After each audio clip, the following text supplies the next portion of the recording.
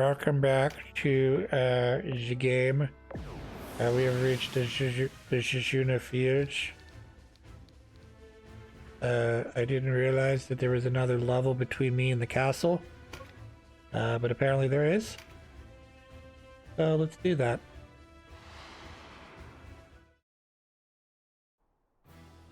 Ah, this one. Venom of Goliath. So it is true. I had forgotten how invigorating the battlefield could be. I'm too long slinking about in the shadows. Come to storm Bonisha Castle and rescue the Princess Fair. You may find her a somewhat unwilling companion. So this is another one of those characters. I'm not 100% sure, at least from my memory of playing this game originally on the PSP, if this is a reoccurring character or this is a character that is specifically made for this game that I will later murder. So when I say that he may or may not be in other games, like not Let Us Clean Together, that's this game, but he might be in other games like the Knights of Lotus, or perhaps March of the Black Queen, or there's another one, Tactics Ogre 64. So those are all games. He may be in multiple of them, sort of like Nybeth is in multiple games. Or I may murder him in the coming missions. I don't remember, unfortunately. But if he is a reoccurring character, I think he's a pretty cool looking character. However, I feel like he should be a berserker. And I don't think he is. But maybe he is, I don't know. I would have to look at him. I don't care enough.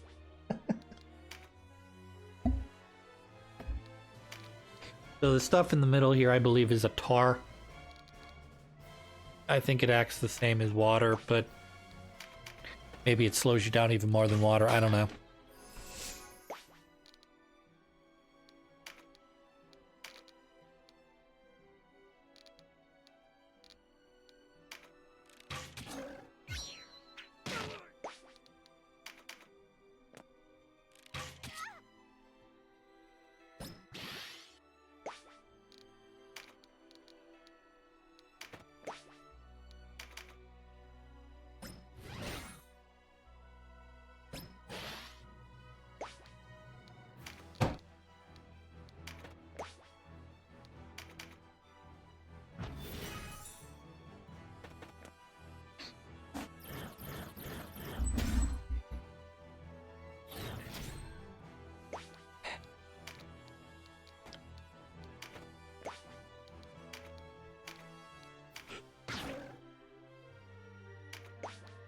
Ugh.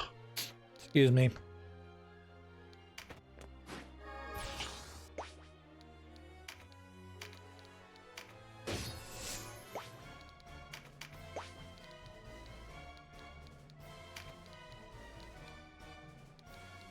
I know some of this isn't terribly interesting, only because when you get into missions like this that are very wide open and have a mechanic like this tar liquid slows you down,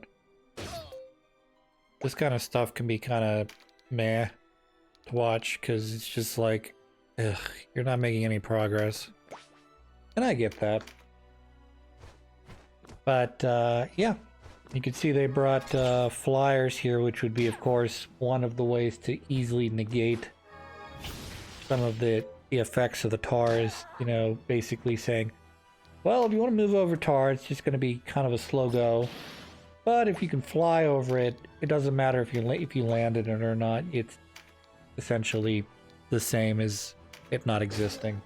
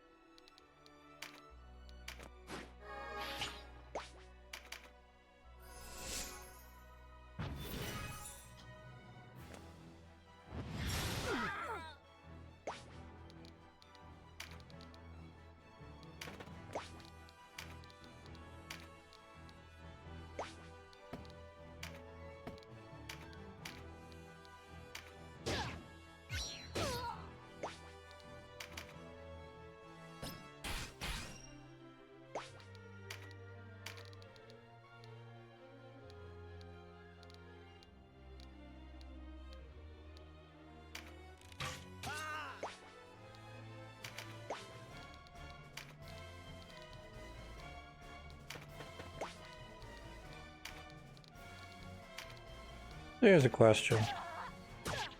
Say,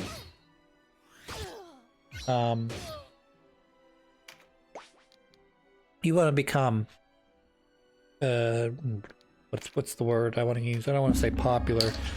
You want to create a group of now I'm sounding like a cult leader.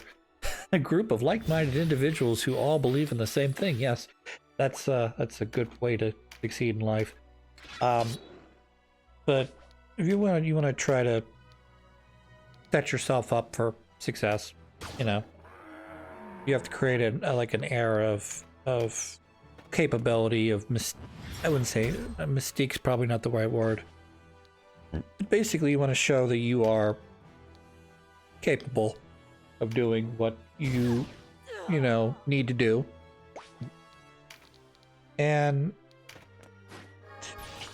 like it's some of the stuff that in terms of like wanting to be a leader or want to move up in a company or something is so it sometimes feels backward to me,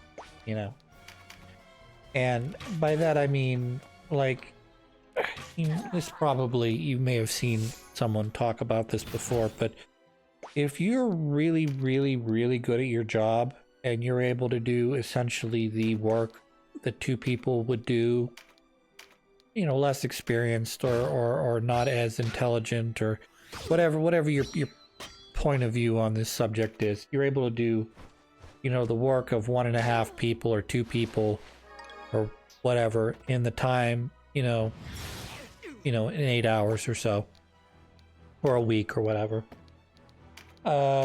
You start to make yourself indispensable to that job, okay?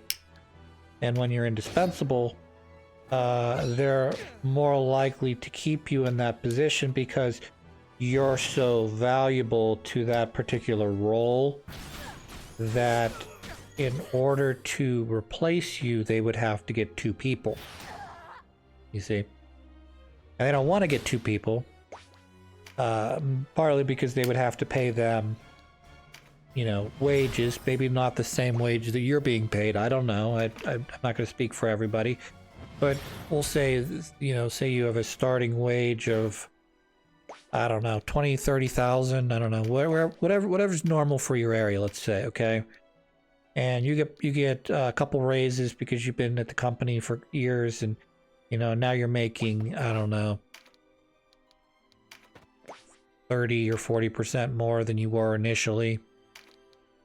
But obviously, if they were to hire those, they would promote you and hire 2 people, and you're starting at that sort of minimum wage, that minimum level to, for that job level. You're not making twice the amount of money or the twice the amount of work you do. You're making 40% more. And if they were to replace you, it would cost them obviously money in trying to find someone. And even if they found like sort of the perfect candidate or candidates, you're so efficient that, like I said, you need 1, probably 2 people to replace you. And that just doesn't make financial sense when they can pay you, 40% more than the starting wage or whatever, but get the work of 2 people out of you, I'm not telling people to work late. I'm not telling you to be lazy and and do the least, because that's the opposite side of that coin, where if you don't do anything, or you're really slow, or you're really not great producer, what ends up happening is you end up not getting kept on when there's a crunch, or you tend to not get as high of raises as maybe you should, and you end up becoming more of a liability to the company than an asset. So, you know, is it better to be the lazy person who's bringing home the paycheck, or the person who's got more or less guaranteed employment but will never move up in the company? I mean, they're the one's the overachiever that'll never get promoted because he's too valuable. The other one's the underachiever that'll never get promoted because they, like I said, they're the underachiever. They're not really wowing anybody with their abilities, you know?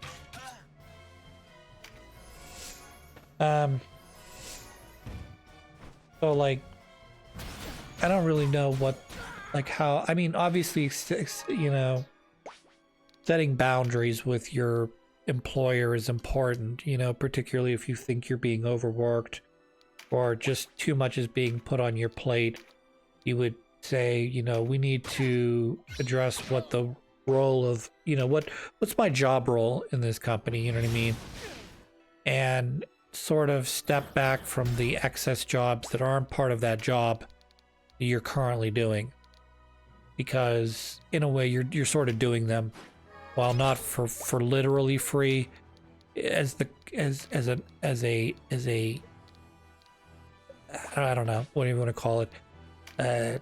Wow, that's a bad. I was trying to use the toolbox analogy, you know, where you got to have the right tool for every job, and you know, you can try to use a wrench on a screw, but you could try to use a wrench on a screw, but it doesn't do as good a job as a screwdriver does. And then, you know, obviously you could try to use a flathead on a Phillips, but it'd probably make more sense to use a Phillips on a Phillips head, a flathead on a flathead. I don't know. That sort of stuff's always... It's one of my, I guess, my weak points is I tend to do too much. And then people start relying on me too heavily. And then I feel like I'm stuck in the job that I'm in. And, you know, I'm not thinking about tomorrow or next week or even a year from now per se. But I'm thinking in terms of long term, like in 5 years, will I still be doing the same thing that I'm doing? Will I be at a higher position in my company? Should there be the ability to move up in responsibility and change, you know, from what I'm doing now to something new that's different, that's equally important to the company? Or am I just going to be, again, still like a person who just pushes paper? You know? And I understand these are important aspects of the job, but I you know, you sort of get nervous with the, you know, the advent of technology and AI and things getting more efficient, and, you know, you're worried that, you know, at some point a program may replace your, or a large portion of what your job is. You know, not that you can, at least at this point, truly replace a person, because there's too much, particularly in accounting, there's too much intricacies that you need to sort of keep track of. Like, for instance, if it's okay, back up a little bit. If everything goes right in purchasing, then yes, you can have a computer do that job. But the second that somebody somewhere makes a human mistake, or a computer makes a human mistake, then the whole system sort of, right now at least, sort of falls apart. You need a human element there to kind of correct a mistake. And you say, well, how is that possible, Chris? Well, I'll explain. Say you are, you order a part off of eBay, okay? And it comes in, it's broken or damaged. Well, you need to basically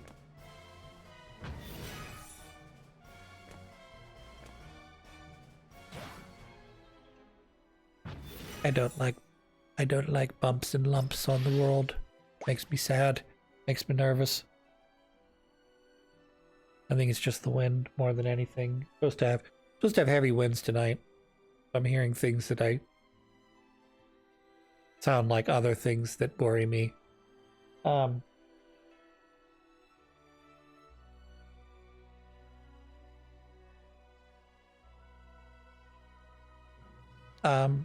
What was I trying to say? I don't even remember what I was trying to say now because I freaked myself out for a bit. But yeah, I mean, there's always going to be sort of, at least right now, there's going to be a human element to things because when there's a mistake or there's an error or there's a problem, you need to have a human, you know, hopefully talk to another human to fix it, you know. So, you know, like I said, you get a, I don't know, a phone or earbuds or a book, and the book is damaged, or you get sent the wrong product because the wrong thing was sitting on the wrong shelf and the robot just went to pick where it was supposed to be and it wasn't in the right spot.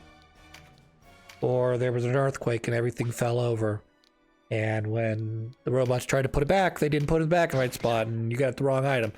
Anyways, long story short, you need to talk to somebody, even if it's another robot, another automated thing. But then that automated thing needs to figure out, okay, is this a legitimate return or not? You know, is some human trying to scam the company? Or is it a legitimate thing? And it's in that regard, you could say, oh, well, I'll just write an algorithm for that. Well, that's fine and everything, but in all likelihood, what you're going to end up doing is screwing the people who actually legitimately need the help, and you're going to not punish the people who are taking advantage of the system. Or maybe you do, I don't know. Things never work out quite perfectly is what I'm trying to say.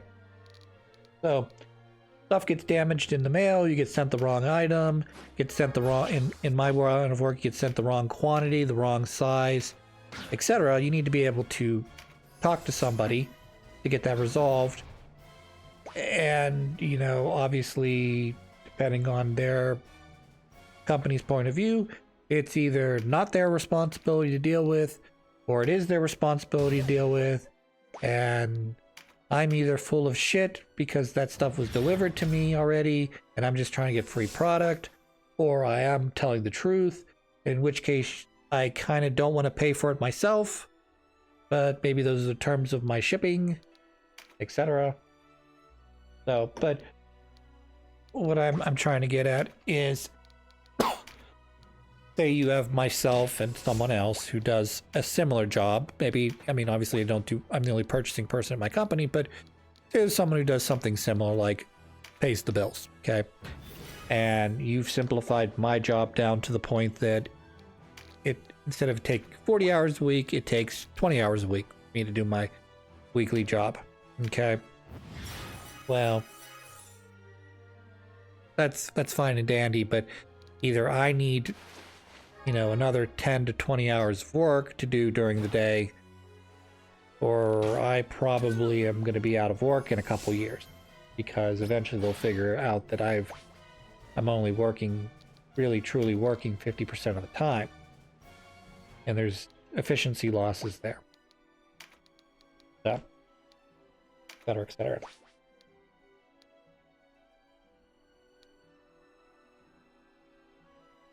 Sometimes you have to also watch out for subtle questions. If your boss asks you a question, you should really think about why they're asking the question first before answering it.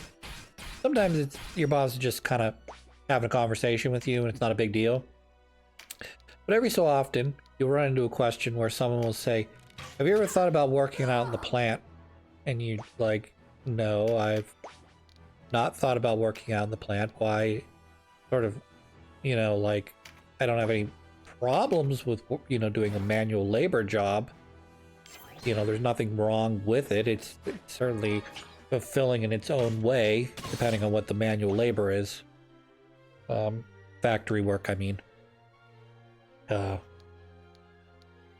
But in all likelihood, you're probably not going to be able to pay me the same salary that I'm making in the office in the plant. Or maybe you are, I don't know. Depends what the job is. But like I said, you know, if there's two people and you can combine their work into one person, then why wouldn't you do it? It saves the company money, it saves them on wages, insurance, you know. Get that program doing most of that work, speeding everything up, making everything more efficient. That's great and everything. And etc. I confess, I am surprised to see you fighting on the front lines. This is no errand to leave to another. That's I am cute. not come to abduct a princess. I mean to persuade my sister to leave. Indeed. And if I told you the princess was not in Barnisha Castle, that this was a ruse to lure you out? A lie. Our men risked their lives to glean her location. Yet even if their reports were false, it would change nothing. It is you and the rest of the Dark Knights in Barnisha Castle who are our enemies, not the Bakram. Yeah. You still have much to learn, Denim of Goliath. Some of this has to do with the fact that you're popping in Such devotion to your cause. at Such love for your sister. Your reckless credulity may be your most endearing quality. I'm still gonna say that I think the fact that you're popping in at the next I think this is the next to last game in the supposed timeline of games that were supposed to be made for this series. I believe Let Us Clean Together is supposed to be, like I said, the next to last game. If I was paying attention or I had, or whatever, I would know, but you know, it's certainly not the beginning, obviously, because there are certain things I think the game thinks you're supposed to know because you're at, say, game, quote-unquote, game 7 of 8. That would be more obvious if, say, you had played, you know, games 2, 3, 4, what have you. Imagine if all the Final Fantasy, like example, if I imagine all the Final Fantasy games were part of one continuous story of all of the different lands, you know. So, you know, at the end of Final Fantasy 1, the ending leads into Final Fantasy 2 and 3 and 4, etc. But you're playing as different characters at different times. From Zenobia, you can only be Like these two seem to have history, at least in some capacity. I'm surprised to see a Bullmarkin slave at the head of a Dark Knight army. Your bearing marks you as a member of the Nildam royal house, or what's left of it. Lotus brought ruin on your kingdom, yet here you are, serving them on bended knee. Again. What of it? Do you bear no loyalty for your fatherland? How can you fight beside those who destroyed your home? How can you aid them as they visit their sins upon another? A fine speech, Canon. The same one you delivered to Gilbald when Peshawal fell? How amusing. I think I'm growing to like you, but... So that's the way of it? So again, Canopus, he was... I believe, if I'm not mistaken, the March of the Black Queen comes directly before this game, and as part of that, you're establishing the kingdom they were allegedly banished from. You were fighting the Lothlorien Empire, but I'm not sure if what they just referred to is a larger story point that is made over the course of a game or two, or if it happens to be the outcome of a singular battle that overthrew a kingdom. Like, for instance, I keep referring back to the Balma Musa, because it was sort of a pivotal moment in this game in terms of going one direction versus the other. Obviously, your choice to either forgive the Duke and rejoin him or stay the course and say what happened at Balma Musa was unforgivable. Like I said, it's the catalyst that ignites the rest of the storyline depending on which choice you make. at least up to this point where all the storylines come back together.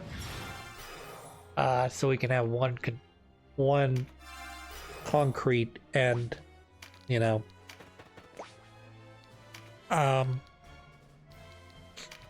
like I said, I'm not really sure. Like I said, if that's a major plot point, where a kingdom is overthrown, or if it happens to just be the result of a singular battle.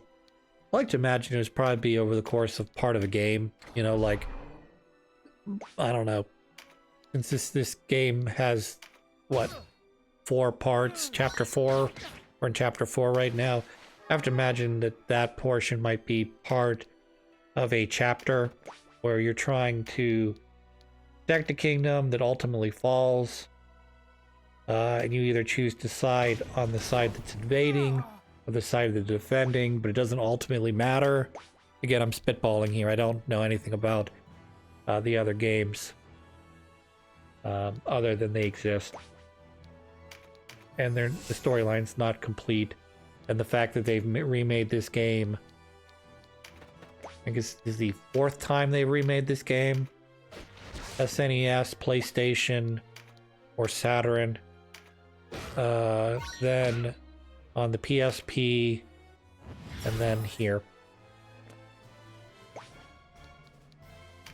Whereas I don't think they've ever re-released March of the Black Queen. If they have, it's just been between different consoles, like say the SNES and I don't know, maybe the PlayStation 1.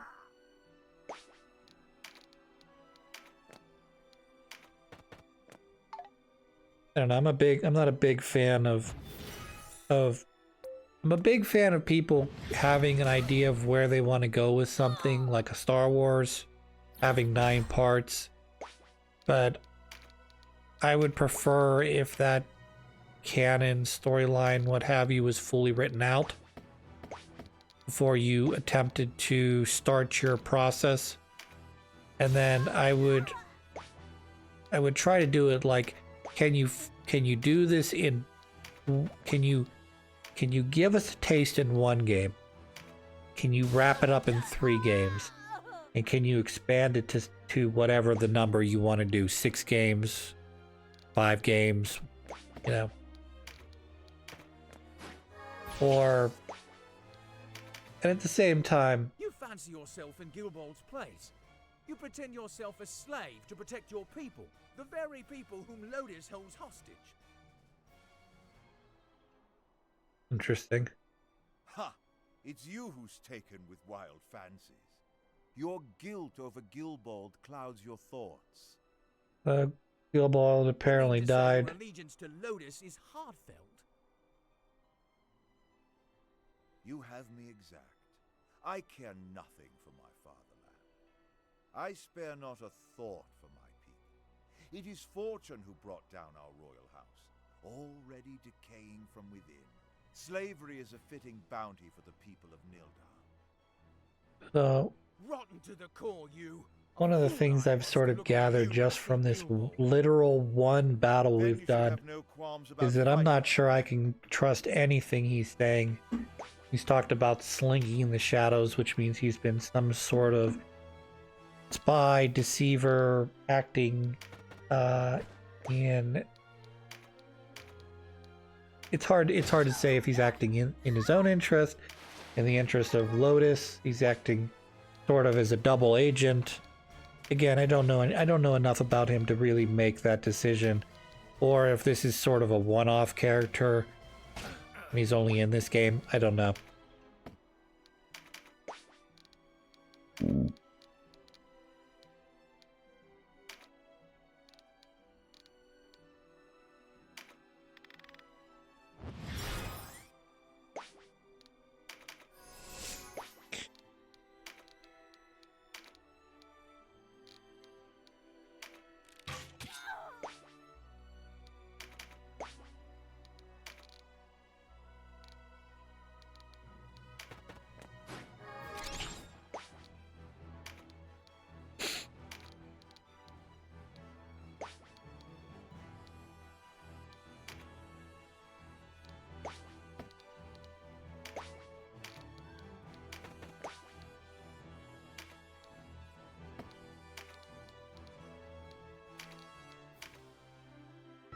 Yeah, we're almost to the end here. I'm just gonna finish off the last of the Dark Knights, and then we'll put an end to the boss, and he's gonna retreat, I'm sure. That'll be the end of that.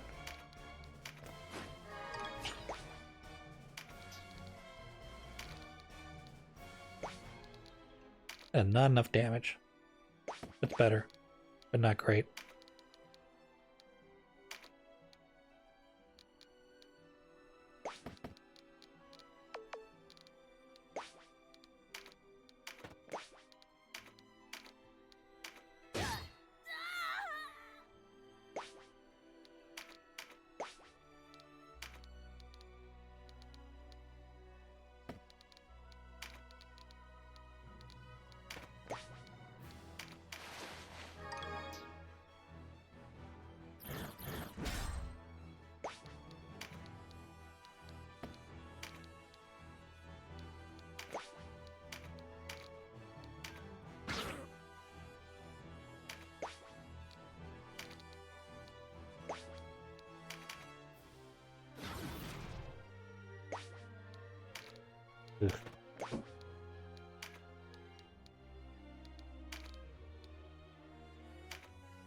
Bye bye. Enough of this. I've done my duty to Lotus here. Ah, I hope you're not thinking of leaving. I Oh, but I admire your am. spirit, boy. Can't wait to see what happens once you take Bonicia. This is sort of what I was saying, but I'm not really sure where his allegiance truly rely. Clearly, he's loyal enough to do this battle and to kill me if possible. But yeah, this is very much a game to him. Anyways, I'm gonna cut the episode here. When we come back, we are going to we should be at the castle in the next episode. So, till then, I hope you all have a good one.